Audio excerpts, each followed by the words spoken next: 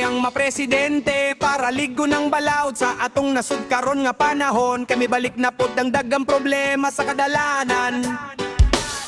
Mga ginikanan na balaka sa ilang kabataan. Dili nato gusto nga ang droga maoy mo dumala. Kabataan malulong, pangandoy maguba. Untadak ko ng mga dakong laboratory. Aron hunong na ang kadaot sa atong komunidad dire.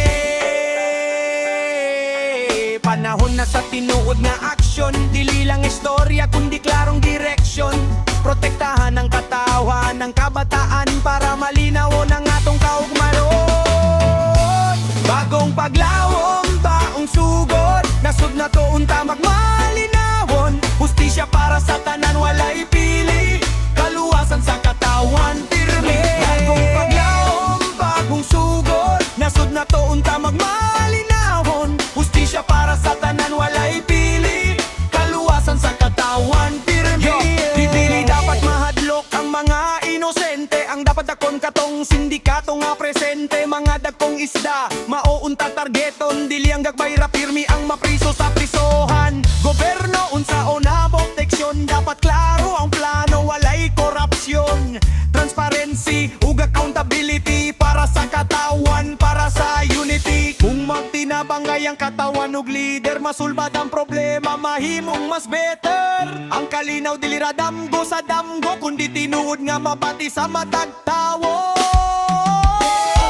Bagong paglawom, bagong sugod. Nasud na to unta magmalinawon. Hustisya para sa tanan, walay pili. Kaluwasan sa katawan, pirmi. Bagong paglawom, bagong sugod. Nasud na to unta magmalinawon. Hustisya para sa tanan, walay pili. Kaluwasan sa katawan, pirmi.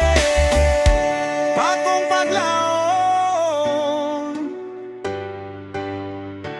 bagong paglawom.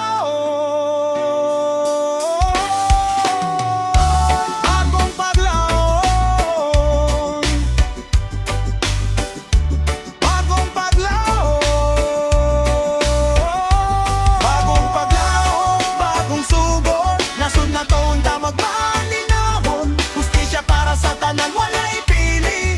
Kaluwasan sa katawan, pirmi. Bagong paglawom, bagong sugod. Nasud na to unta magmalinawon. Hustisya para sa tanan, walay pili. Kaluwasan sa katawan, pirmi.